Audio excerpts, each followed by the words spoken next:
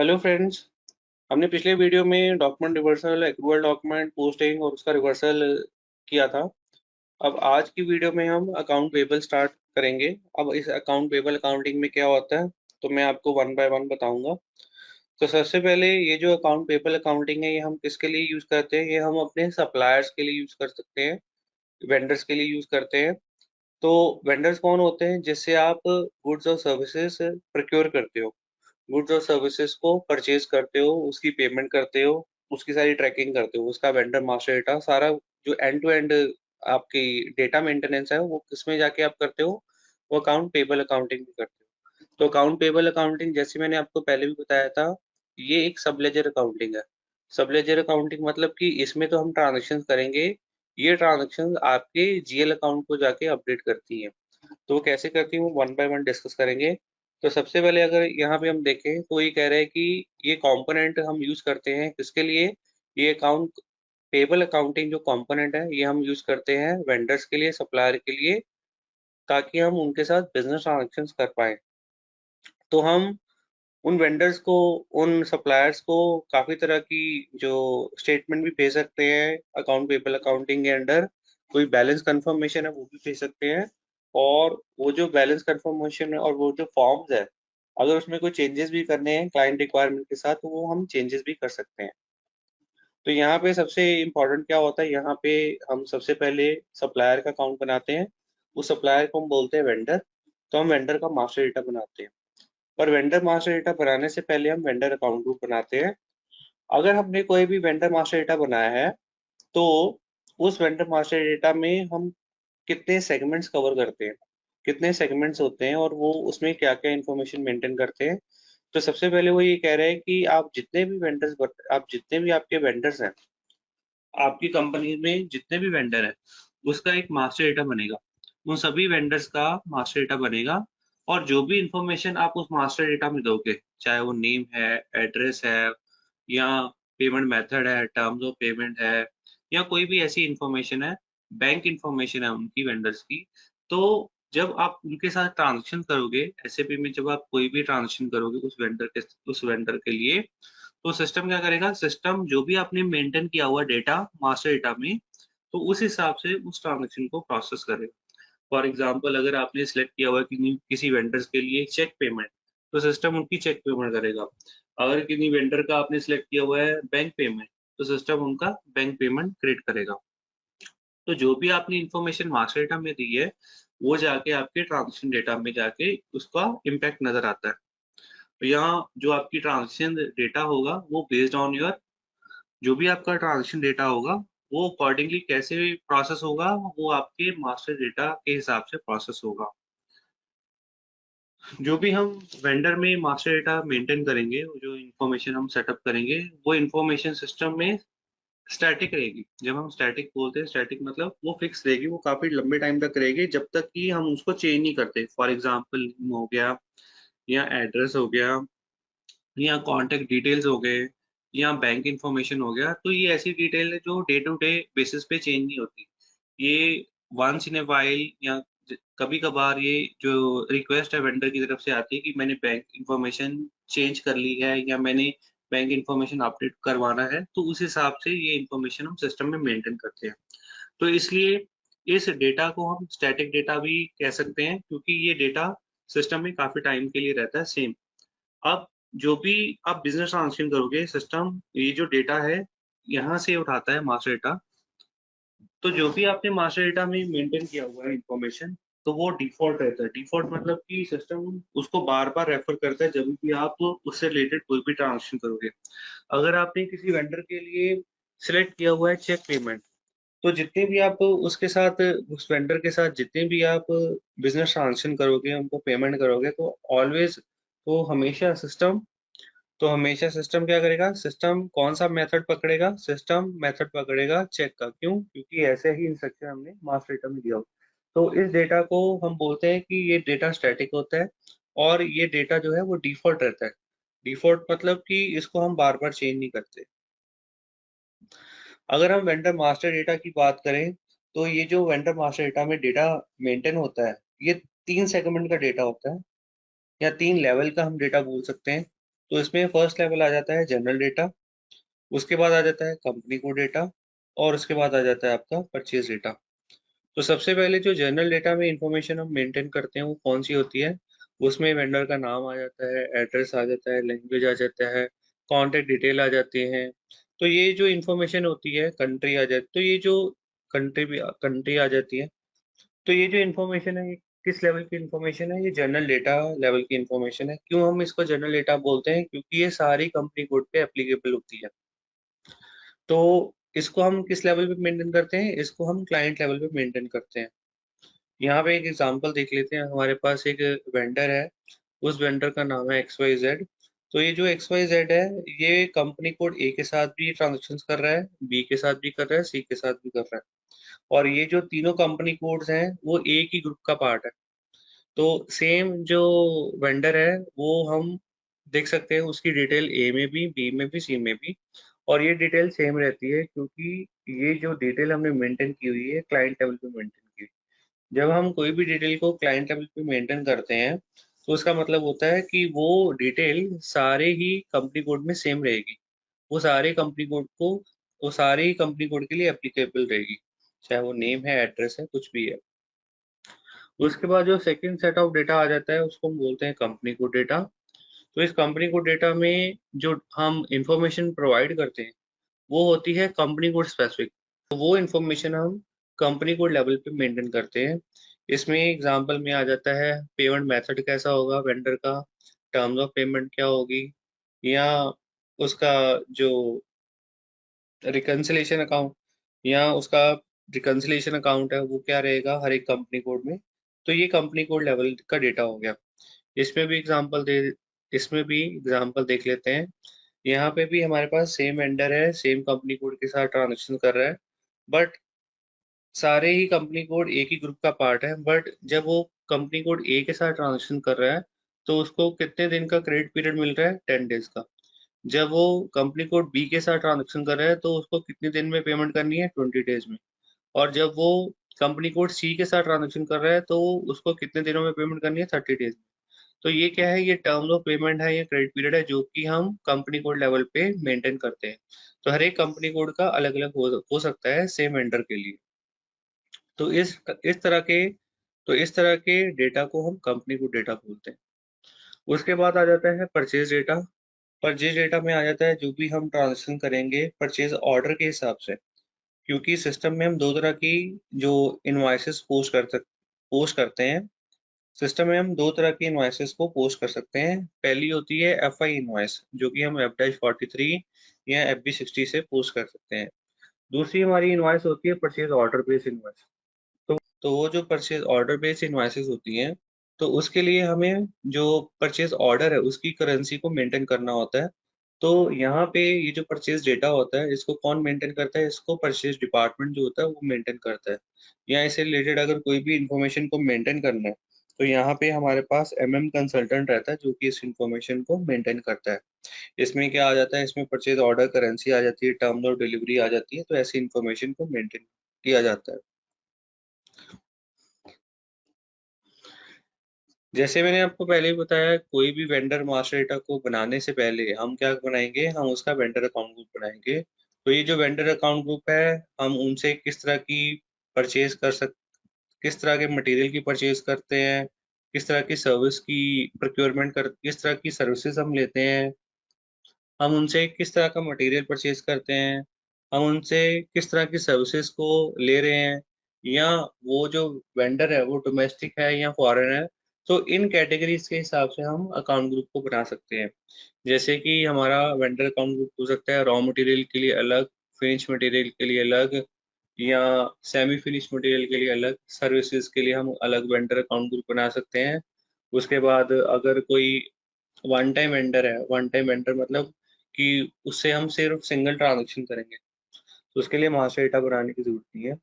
तो इन कैटेगरीज के हिसाब से, जैसे कि सर्विसेज के हिसाब से भी हम वेंडर अकाउंट ग्रुप को बना सकते हैं। अगर आप लीगल सर्विसेज लेते हो तो उस हिसाब से भी आप वेंडर अकाउंट ग्रुप को बना सकते हो। तो यहाँ पे वो ये कह रहा है कि वेंडर अकाउंट ग्रुप जो हम बनाते हैं तो उसमें हम क्या करते हैं? उसमें हम सेम तरह के वेंडर्स को कंसिडर करते हैं। सेम तरह के मतलब जो कि रॉ मटेरियल सप्लाई करते हैं तो उसको हम वेंडर अकाउंट ग्रुप सेम में डाल देंगे। तो यहाँ पे जैसे कि हमने दो बड़े अकाउंट ग्रुप बनाए वेंडर के, एक बनाया हमने डोमेस्टिक का, एक हमने बनाया फॉरेन का। तो जो तो डोमेस्टिक वेंडर है, जब भी मैं कोई भी डोमेस्टिक वेंडर क्रिएट करूंगा तो मैं किसके अंडर क्रिएट करूंगा, मैं हमेशा उसको डोमेस्टिक वेंडर अकाउंट ग्रुप के अंडर क्रिएट करूंगा। ऐसे ही अगर मैं कोई फॉरेन वेंडर मास्टर डेटा बनाने जा रहा हूँ तो मैं किस अकाउंट ग्रुप को रेफर करूंगा, तो मैं फॉरेन वेंडर अकाउंट ग्रुप है उसको कंसिडर करूंगा, उसका रेफरेंस दूंगा। तो यहाँ पे जब भी जितने भी आप वेंडर अकाउंट ग्रुप बनाओगे, हर एक वेंडर अकाउंट ग्रुप के लिए आपको नंबर रेंज देनी पड़ेगी। उस नंबर रेंज के हिसाब से सिस्टम आपके वेंडर नंबर को प्रोवाइड करेगा। तो वेंडर अकाउंट ग्रुप लेवल पे हमारे पास बेसिकली दो कंट्रोल होते हैं। पहला कंट्रोल ये होगा कि इस लेवल पे वेंडर अकाउंट ग्रुप लेवल पे आप नंबर रेंज डिसाइड करोगे अपने वेंडर्स की। सेकेंड, कोई भी आप मास्टर डेटा बनाते हो वेंडर्स का, तो उस वेंडर मास्टर डेटा में काफी सारे फील्ड्स होते हैं। तो उन फील्ड को आप सप्रेस, रिक्वायर्ड, ऑप्शन और डिस्प्ले कर सकते हो। तो डिस्प्ले सिर्फ डिस्प्ले पर्पस के लिए होगा, आपको सिस्टम में सिर्फ वो जो फील्ड है वो ग्रे आउट करके वो, तो उस फील्ड में आप कोई भी चेंजेस नहीं कर सकते, वो सिर्फ फील्ड डिस्प्ले के लिए यूज होगा। तो ये जो फील्ड्स का मैनेजमेंट है, ये जो फील्ड स्टेटस हम डिसाइड करेंगे, किस लेवल पे डिसाइड करेंगे, ये हम अकाउंट ग्रुप लेवल पे डिसाइड करेंगे। तो जो भी आपने अकाउंट ग्रुप लेवल पे फील्ड स्टेटस को डिसाइड कर दिया, जितने भी आप वेंडर्स बनाओगे उस अकाउंट ग्रुप के अंडर, तो उसमें सिस्टम जो फील्ड स्टेटस है सेम लेगा। फॉर एग्जाम्पल मैंने डोमेस्टिक वेंडर 10 बनाए और 10 में मैंने लिख दिया कि बैंक इंफॉर्मेशन मैंडेटरी, या तो मैंने उसमें ये फील्ड स्टेटस में लिख दिया कि कोई भी मैं मास्टर डेटा बनाऊंगा, वेंडर मास्टर डेटा बनाऊंगा, उसमें terms of payment mandatory field रहेगा। तो कभी भी यूजर जो है वो अगर डोमेस्टिक वेंडर को बनाता है और उसमें टर्म्स ऑफ पेमेंट फील्ड को नहीं भरता, उसमें वो फील्ड ब्लैंक होता, तो सिस्टम उस वेंडर को तो सिस्टम उस यूजर को वेंडर अकाउंट क्रिएट नहीं करने देगा। तो ये कंट्रोल रहता है हमारा वेंडर अकाउंट ग्रुप लेवल पे। तो आप किसी भी वेंडर मास्टर डेटा में किसी भी फील्ड को जो उसका स्टेटस है वो रख सकते हो सप्रेस, रिकॉर्ड और ऑप्शनल। तो यहाँ पे जो भी आपने फील्ड स्टेटस रखा है तो वो फील्ड स्टेटस एप्लीकेबल रहेगा सारे वेंडर्स के लिए, सिर्फ सारे वेंडर्स के लिए जो कि एक वेंडर अकाउंट ग्रुप का पार्ट है। फॉर एग्जाम्पल हमारे पास डोमेस्टिक वेंडर अकाउंट ग्रुप है, उसमें हमारे पास 100 वेंडर्स हैं। तो उन 100 वेंडर्स पे सेम रूल अप्लीकेबल होगा जो रूल हमने अकाउंट ग्रुप लेवल पे मेंटेन किया हुआ है। तो ये हो गया थियरी इन्फॉर्मेशन। अब हम सिस्टम में जाके इसको सेटअप करेंगे। अब इसके बाद वेंडर मास्टर डेटा के बाद हम रिकंसिलिएशन अकाउंट को समझ लेते हैं।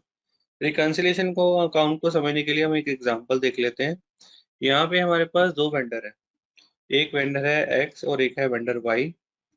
अब वेंडर एक्स से आपने टोटल परचेज की 1000 रुपए की, पेमेंट करी 500 रुपए की। वेंडर वाई से आपने परचेज कितने की करी, 10,000 की, पेमेंट कितनी करी करी 5,000 की। तो ऐसे ही आपके पास काफी सारे वेंडर है आपकी कंपनी कोड में, आपकी कंपनी में। अब आपको उसका अकाउंट बैलेंस चेक करना है, टोटल अकाउंट बैलेंस कि मेरा कितना अकाउंट बैलेंस है सभी वेंडर्स के लिए। तो उसके लिए क्या करना पड़ेगा, अगर हम इस एग्जांपल के हिसाब से चलें तो मेरे को अगर दोनों का, एक्स और वाई का दोनों का टोटल बैलेंस चेक करना है, तो सबसे पहले मैं जाऊंगा एक्स में, उसके बाद मैं जाऊंगा वाई में, उसके बाद मैं इसका टोटल करूंगा, फिर मेरे को पता चल जाएगा कि मेरी जो टोटल आउटस्टैंडिंग है वो 5500 है। 11,000 की हमने टोटल परचेज करी है, जिसमें से 5500 की पेमेंट कर दी है और सेम अमाउंट ही आउटस्टैंडिंग में खड़ा हुआ है। अब इसके लिए ये तो दो अकाउंट है, दो सब लेजर।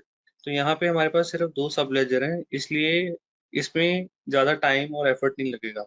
बट रियल टाइम में जहाँ पे हमारे पास हजारों वेंडर हैं, तो उसमें रियल टाइम में उनमें ट्रांजेक्शन हो रही हैं और उसमें हम बैलेंस अपडेट हो रहा है। तो इसलिए इसलिए किसी भी टाइम पे, तो उस हिसाब से किसी भी टाइम पे हमें अगर बैलेंस चेक करना है, टोटल बैलेंस चेक करना है, तो उसके लिए हम ये मेथड नहीं फॉलो कर सकते। तो उसके लिए हमें रिकंसिलिएशन अकाउंट बनाना पड़ेगा। तो जो रिकंसिलिएशन अकाउंट यहाँ पे जैसे एग्जांपल दी हुई है, लेफ्ट साइड में रिकंसिलिएशन अकाउंट बना हुआ है। तो जो भी आपने सब लेजर में पोस्टिंग करी, सब लेजर मतलब कि एक्स में और वाई वेंडर में कोई भी पोस्टिंग करी, तो वो एंट्री ऑटोमेटिकली सिस्टम मेंटेन कर देता है आपके रिकंसिलिएशन अकाउंट में। उसके लिए क्या मैंडेटरी, उसके लिए ये होगा कि आप एक्स और वाई को ये जो रिकंसिलिएशन सेम रिकंसिलिएशन अकाउंट के साथ असाइन करोगे। तो अगर आपने सेम एक्स और वाई के वेंडर मास्टर डेटा में रिकंसिलिएशन अकाउंट जो है वो मेंटेन असाइन किया हुआ सेम, तो जो भी आप ट्रांजेक्शन करोगे एक्स और वाई की, वो ट्रांजेक्शन आपको, तो वो ट्रांजेक्शन चाहे वो परचेज की हो, पेमेंट की हो, परचेज रिटर्न की हो, वो ट्रांजेक्शन आपके रिकंसिलिएशन अकाउंट में आ जाएंगी। तो अगर आपके पास रिकंसिलिएशन अकाउंट में सारी ट्रांजेक्शन आपकी आ गई, वेंडर एक्स और वाई की, तो इससे हमें टोटल पता चल जाएगा। तो यहाँ पे जैसे एग्जांपल में हमने रिकंसिलिएशन अकाउंट मेंटेन किया हुआ है लेफ्ट साइड में, उस रिकंसिलिएशन अकाउंट के हिसाब से हमारे पास सारी इन्फॉर्मेशन या कंसोलिडेटेड इन्फॉर्मेशन आ जाएगी। हमने टोटल परचेज कितनी करी एक्स और वाई से, और टोटल पेमेंट कितनी करी है, और हमारा टोटल आउटस्टैंडिंग क्या है। तो इसके लिए हमें जो सब लेजर है उसको रेफर नहीं करना पड़ेगा। हम सिंपली रिकंसिलिएशन अकाउंट का बैलेंस चेक करके अपनी टोटल आउटस्टैंडिंग पता कर सकते हैं किसी भी टाइम पे। तो रिकंसिलिएशन अकाउंट का क्या पर्पस होगा? रिकंसिलिएशन अकाउंट यहाँ पे एक तरह का कंट्रोलिंग अकाउंट है, और जितने भी आपके वेंडर्स हैं उनमें हम रिकंसिलिएशन अकाउंट को मेंटेन करेंगे। वो एक फील्ड मैंडेटरी रहेगा। जो भी आप सब लेजर में पोस्टिंग करोगे वो आपके रिकंसिलिएशन अकाउंट में अपने आप ही आ जाएगी। अब इन रिकंसिलिएशन अकाउंट का हम यूज क्यों करते हैं? किसी भी टाइम पे अगर हमें टोटल आउटस्टैंडिंग अपनी पता करनी है, तो उसके लिए ये रिकंसिलिएशन अकाउंट हमें काम में आते हैं। तो ये जो हम बैलेंस शीट में अकाउंट पेबल लायबिलिटीज वाली साइड में अगर हमने डेटा मेंटेन करना है, तो वो जो डेटा है सिस्टम कहाँ से लेता है? वो रिकंसिलिएशन अकाउंट से लेता है। उसके बाद सबसे इम्पोर्टेंट चीज ये होती है, जो भी आपका रिकंसिलिएशन अकाउंट होगा, सिस्टम उसमें आपको डायरेक्ट पोस्टिंग की परमिशन नहीं देगा। वो क्यों नहीं देगा? क्योंकि आपने वेंडर में ऑलरेडी सबलेजर में ऑलरेडी पोस्टिंग करी हुई है, तो आप उसकी डुप्लीकेट पोस्टिंग जो है वो आप मेन लेजर में नहीं कर सकते। तो यहाँ पे हम अब अकाउंट पेबल अकाउंटिंग की प्रैक्टिस करेंगे। तो इस प्रैक्टिस में सबसे पहला स्टेप जो है वो हम क्या करेंगे, हम वेंडर का अकाउंट ग्रुप बनाएंगे। तो हम सिस्टम में लॉग इन करते हैं और इसका वेंडर अकाउंट ग्रुप बना लेते हैं। तो इसके लिए आप पाथ भी यूज कर सकते हो और ट्रांजेक्शन कोड भी यूज कर सकते हो। तो हम यहाँ पे ट्रांजेक्शन कोड यूज कर लेते हैं OBD3। इससे हम वेंडर अकाउंट ग्रुप को बना सकते हैं। तो यहाँ पे मैं दो वेंडर अकाउंट ग्रुप बना लेता हूँ, एक वन टाइम और एक रेगुलर। दोनों में डिफरेंस देखेंगे क्या होता है। तो सबसे पहले रेगुलर बना लेता हूँ 10IN के साथ। ये क्या है? जब हम किसी भी वेंडर अकाउंट ग्रुप को बनाएंगे, तो वो जो अकाउंट ग्रुप की आईडी होगी, वो आईडी होगी 4 कैरेक्टर की, उसकी लेंथ होगी। और यहाँ पे हम उसका डिस्क्रिप्शन दे देते हैं। तो यहाँ पे मैंने जो कोड दिया है अकाउंट ग्रुप का, वो सेम दे दिया जो भी मेरा कंपनी कोड आईडी है। और यहाँ पे हम इसका डिस्क्रिप्शन दे देते हैं। ये क्या है? ये हमारा नॉर्मल वेंडर अकाउंट ग्रुप है, कंपनी कोड 10IN के लिए। अब यहाँ पे सिस्टम आपसे ये पूछेगा कि ये अकाउंट ग्रुप वन टाइम है या नॉर्मल है। तो ये नॉर्मल है, तो इसके लिए ये जो चेक बॉक्स है ये आप सिलेक्ट नहीं करोगे। ये किस केस में सिलेक्ट करोगे? अगर आप कोई भी अकाउंट ग्रुप ऐसा बना रहे हो जिसमें आप वन टाइम एंट्री क्रिएट करोगे, तो उसके लिए आप ये चेक बॉक्स को टिक करोगे। तो यहाँ पे सिस्टम आपको फील्ड स्टेटस की ऑप्शन दे रहा है। इस अकाउंट ग्रुप में जो भी आप वेंडर्स बनाओगे, उन वेंडर्स में कौन कौन सा फील्ड जो है सप्रेस, रिकॉर्ड, ऑप्शनल और डिस्प्ले रहेगा, वो आप अभी कंट्रोल कर सकते हो किस लेवल पे? अकाउंट ग्रुप लेवल पे।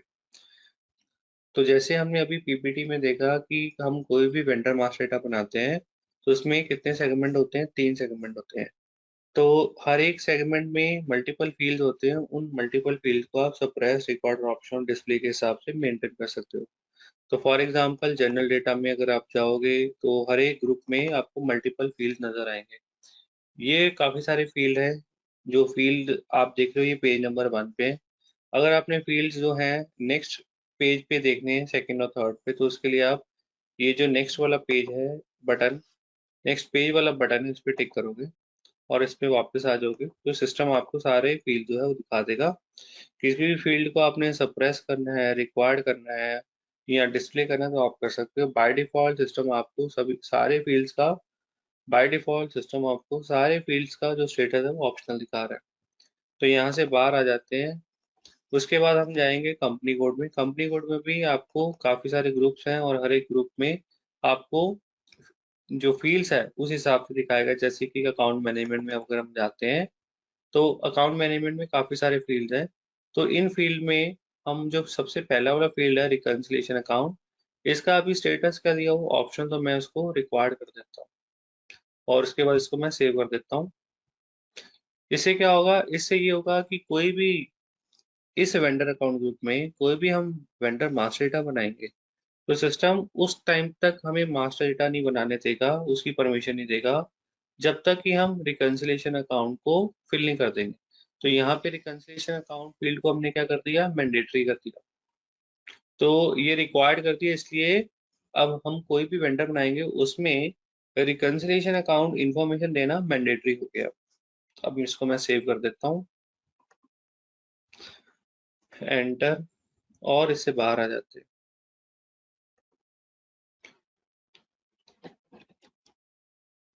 एक और अकाउंट ग्रुप बना लेते हैं, न्यू एंट्री में जाएंगे, इसका आईडी दे देते हैं ओटी, ओटी मतलब one time IN, OT IN.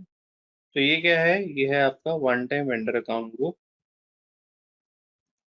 One time vendors account group, company code 10 IN. क्योंकि ये वन टाइम वेंडर्स के लिए यूज होगा, तो ये जो वन टाइम वाला चेक बॉक्स है अकाउंट वाला, इसको आप सेट कर दोगे। इसमें भी आप ये रूल सेटअप करोगे कि कंपनी कोड डेटा में, अकाउंट मैनेजमेंट में जो रिकंसिलिएशन अकाउंट फील्ड है वो मैंडेटरी हो। तो उसको हम ऑप्शन से रिक्वायर कर देते हैं और सेव कर देते हैं। तो यहाँ पे हमने दो अकाउंट ग्रुप बना लिए। अब इन दोनों अकाउंट ग्रुप के लिए हमें नंबर रेंज चाहिए। तो आप नंबर रेंज सिस्टम में कहाँ पे जाके मेंटेन कर सकते हो, ट्रांजेक्शन कोड है XKN1, आप पाथ के थ्रू भी जा सकते हो। तो आप पाथ के थ्रू भी जा सकते हो। अगर आपने ट्रांजेक्शन कोड यूज करना है तो ट्रांजेक्शन कोड है XKN1, एंटर करोगे तो यहाँ पे सिस्टम ऑलरेडी जो नंबर रेंजेस दी हुई हैं सिस्टम में वो भी आप यूज कर सकते हो, आप अपनी खुद की नंबर रेंज भी बना सकते हो। तो अगर आप डिस्प्ले में जाओगे तो आपको जो नंबर रेंज हमारे पास सिस्टम में अवेलेबल है वो दिखा देगा, जो स्टैंडर्ड नंबर रेंज है। क्योंकि ये देखोगे अगर आप, कुछ नंबर रेंजेस जो हैं वो यूजर्स ने क्रिएट की हुई हैं, जैसे कि यहाँ पे स्पेशल कैरेक्टर के साथ ये दो कैरेक्टर तक हम इसको, जो आईडी इसका नंबर रेंज का होता है 2 कैरेक्टर तक दे सकते हैं। तो नॉर्मल जो स्टैंडर्ड नंबर रेंज होती है वो हमारी रहता है 01, 02, 03, 04। तो ये जो स्टैंडर्ड नंबर रेंज कन्वेंशन हमारा रहता है, ठीक है। अब जब आप कोई नई नंबर रेंज को सेटअप कर रहे हो तो उसमें आपको क्या मेक श्योर करना है, उसमें आपको ये देखना है कि वो नंबर रेंज ऑलरेडी सिस्टम में मेंटेन तो नहीं है। जैसे कि अगर आप देखोगे यहाँ पे 01 आ रहा है, तो मैं अगर आप नई नंबरिंग बनाता हूँ उसका आईडी भी मैं 01 दे दूँ, अगर मैं उसका भी आईडी 01 दे देता हूँ तो सिस्टम एरर मैसेज दे देगा कि 01।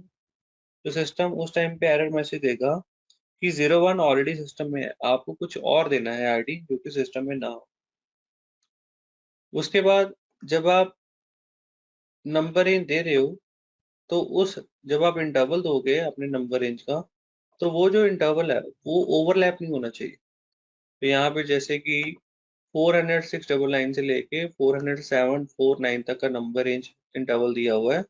तो अगर मैं कोई नया इंटरवल ऐड करता हूँ और उसका नंबर दे देता हूँ 400 600 से लेके 400 650, तो वो ओवरलैप हो रहा है। तो उस केस में सिस्टम आपको उसकी परमिशन नहीं देगा, एरर मैसेज दे देगा नंबर रेंज इनकरेक्ट का, या ओवरलैपिंग का एरर दे देगा।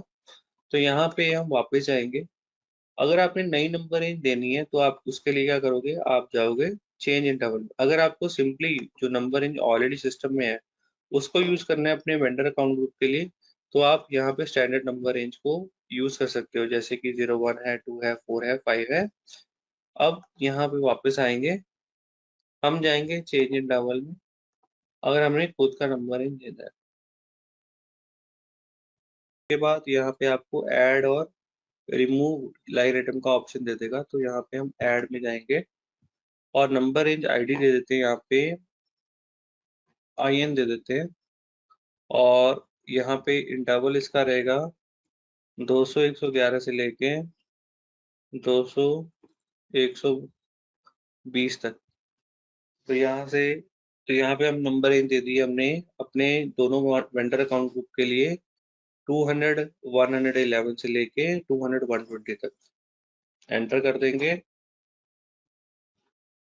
अब वो ये कह रहे हैं कि ये जो आयन है ऑलरेडी सिस्टम में एग्जिस्ट करता है, तो हम क्या करेंगे, हम कोई यूनिक आईडी ले लेते हैं। यूनिक आईडी के लिए मैं यहाँ पे इसके सामने स्टार लगा देता हूँ, स्टार एन। अब स्टार एन सिस्टम में नहीं है, तो सिस्टम ने इसको एक्सेप्ट कर लिया, तो यहाँ पे आपको दिखा देगा एस्टेक एन या स्टार। तो ये है हमारी नंबर रेंज। अब इसको मैं सेव कर लेता हूँ। अब ये जो नंबर रेंज हमने मेंटेन की है, इसको हमने दोनों अकाउंट ग्रुप के साथ असाइन करना है। आप हर एक अकाउंट ग्रुप के लिए अलग नंबर रेंज भी बना सकते हो, और सेम नंबर रेंज को आप अपने मल्टीपल अकाउंट ग्रुप के लिए भी यूज कर सकते हो। तो आइडियली क्या रहता है, आइडियली ये रहता है कि हम जितने भी अकाउंट ग्रुप बनाए हैं उसके लिए हम अलग नंबर रेंज मेंटेन करते हैं।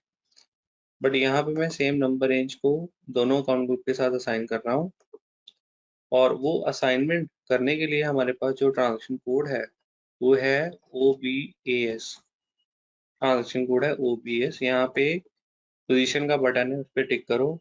अकाउंट ग्रुप आईडी है हमारा 10IN, और इसके साथ नंबर रेंज असाइन कर दो स्टार और एस्टिक एन। और और अकाउंट ग्रुप आईडी है, और एक और अकाउंट ग्रुप आईडी है, वो है OTIN का। तो इसके साथ भी आप एस्टिक एन जो नंबर रेंज आईडी है उसको साइन कर दो। अब आपने साइन कर दिया, एंटर बटन दबा दिया, सेव कर दिया। अब इससे हम बाहर आ जाएंगे। नेक्स्ट क्या करना है, नेक्स्ट हमने वेंडर को पेमेंट करनी है। वेंडर को पेमेंट करने के लिए हमें एक टॉलरेंस ग्रुप सिस्टम में मेंटेन करना है। उस टॉलरेंस ग्रुप को मेंटेन करने के लिए पाथ भी आप फॉलो कर सकते हो। तो आप उसके लिए पाथ भी फॉलो कर सकते हो, या उसके लिए ट्रांजेक्शन कोड भी यूज कर सकते हो। तो हम यहाँ पे ट्रांजेक्शन कोड यूज कर लेते हैं। ये है OBA3। OBA3, यहाँ पे न्यू एंट्री में जाएंगे, और कंपनी कोड दे दिया हम यहाँ पे 10IN, एंटर कर देंगे, सेव कर देंगे। उसके बाद यहाँ से हम बाहर आ जाएंगे, और यहाँ पे हम दो जीएल बनाएंगे। एक जीएल बनाएंगे रॉ मटेरियल कंजम्पशन का, जो कि एक तरह का आपका एक्सपेंस का अकाउंट रहेगा, और एक हम बनाएंगे रिकंसिलेशन अकाउंट के लिए। तो ये जो जीएल सेटअप है ये हम नेक्स्ट वीडियो में करेंगे। अगर आपको आज का वीडियो अच्छा लगा तो इसको लाइक कीजिए, ज़्यादा से ज़्यादा शेयर कीजिए, कमेंट कीजिए।